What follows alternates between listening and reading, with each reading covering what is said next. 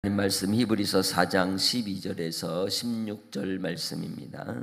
하나님의 말씀은 살아있고 활력이 있어 좌우에 날선 어떤 검보다도 예리하여 혼과 영과 및 관절과 골수를 찔러 쪼개기까지 하며 또 마음의 생각과 뜻을 판단하나니 지으신 것이 하나도 그 앞에 나타나지 않음이 없고 우리의 결산을 받으실 이의 눈앞에 만물이 벌거벗은 것 같이 드러나느니라. 그러므로 우리에게 큰 대제사장이 계시니 승천하시니 곧 하나님의 아들 예수시라. 우리가 믿는 도리를 굳게 잡을지어다. 우리에게 있는 대제사장은 우리의 연약함을 동정하지 못하실 이가 아니요 모든 일에 우리와 똑같이 시험을 받으시니로되 죄는 없으시니라. 그러므로 우리는 긍휼하심을 받고 때를 따라 돕는 은혜를 얻기 위하여 은혜의 보좌 앞에 담대히 나아갈 것이니라. 아멘. 예수님께서 죽으시고 부활하심을 통해서 믿는 자들에게 하나님의 나라로 인도해 주십니다. 그리고 하나님의 나라 인도함을 받는 그 백성들에게 주시는 위로는 안식에 있습니다.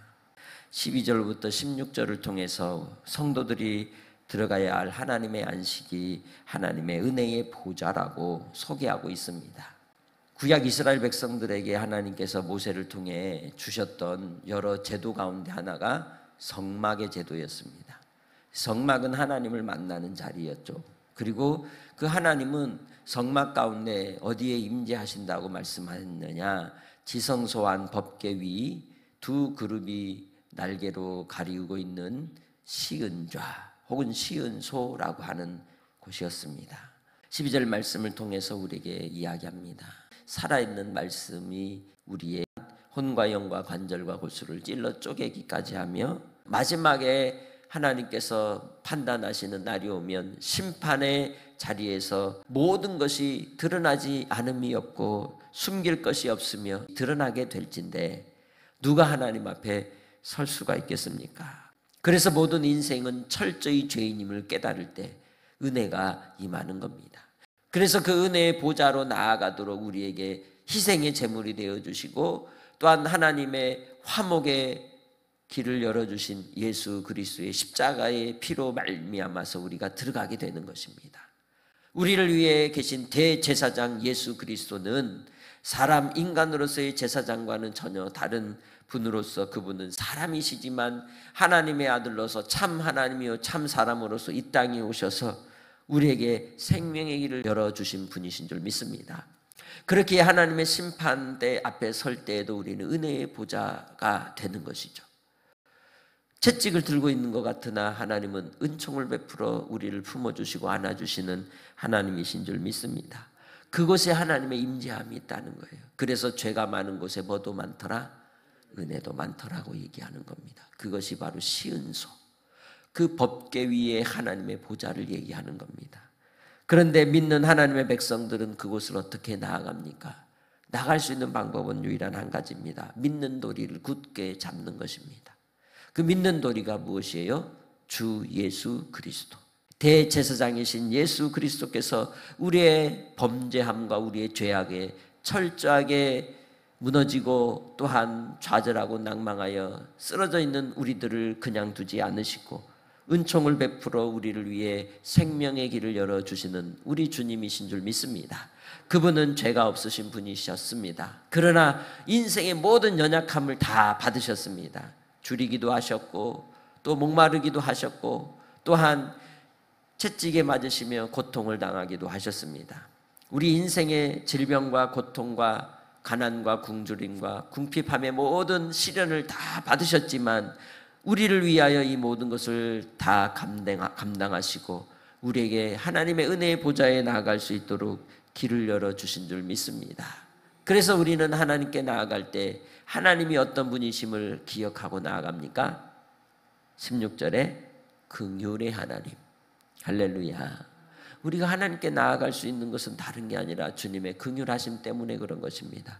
우리를 불쌍히 여기시고 어여삐 여기시고 사랑해 주신다는 겁니다. 우리의 범죄함과 우리의 죄악과 우리의 연약함과 또한 우리의 부정된 모습 때문에 우리를 징계하시기도 하시지만 그것이 하나님의 본의가 아니라 하나님의 진정한 하나님의 우리를 향한 마음은 사랑과 긍휼에 있다는 것입니다. 그래서 오늘 우리가 하루를 지나면서 시은 좌, 은혜의 보좌를 생각하시길 바랍니다. 이 자리에 나온 것이 또 하나님 앞에 말씀을 듣는 자리가 은혜의 보좌입니다. 그 은혜의 보좌로 나아가는 하나님의 백성들의 태도를 16절 마지막에 뭐라고 얘기합니까? 담대히 나아갈 것이라. 담대히 나아간다는 것을 우린 파레시아라고 얘기했습니다.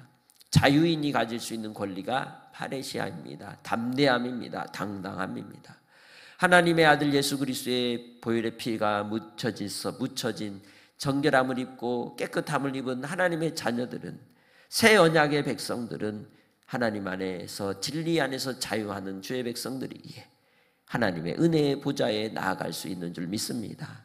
어떤 자격으로 나아갑니까?